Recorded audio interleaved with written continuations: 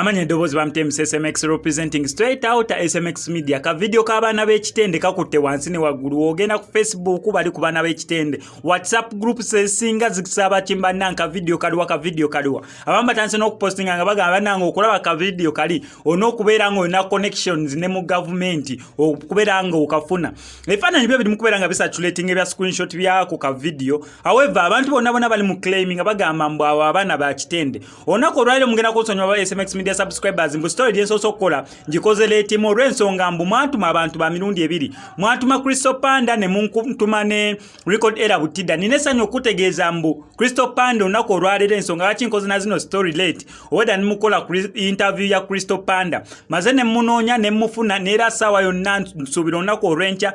interview ya Crystal Panda ngena beranji kuterayo ngawe mwantuma so ensonga lwaki story ya lelo njikoze ko late bantandikso uploadinga nga obudde bugenze kubanga nti mbadde ne Crystal Panda nga tugezako clarifyinga ku nsonga ze mwantu manzi mberenga mbakikiro kuzikwasagana so ne interview ya Crystal Panda je mfunye nabera nga uploading onako olwencha Sunday kwaba ba following buli lunaku so mbadde nkyali ku nsonga y'abaana be Kitende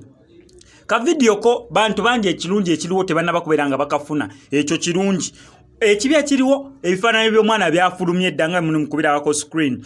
abantu abamu bagamba ababaana be Kitende abala bagamba bali mukubeera nga bonoona erinnya lya Kitende mmwe mwategedde mutambo ababaana be Kitende omuwala video ba ekifaananyi yes kyo kifulumi naye tewali wajjayo na clear manya mboba full details za manya te ono omwana bamuyita ono nono nera asomera Kitende so abantu abamu ziri allegations bbiri bagamba mbu ono mwana bayinza obeera nga be Kitende bonna ekyokubiri muka video kanene mbu tebalimu babiri bokka mbu bali koze fosam oba obeera okitegeera mbukoigamba kalinga nka group okusinzira ka video akamu naye abamutu abamu bagamba nimukono nalinnya lya Kitende oyo mwana si we Kitende abala bagamba mbu yes oyo mwana we Kitende abamu bagamba omuwala bamu identifyinze abala bagamba nti abawala baganya ki popularity kye kyabatuusiza n'okubeera nga bakwasaganya ensonga eno nange ninako ebyo ebifaananyi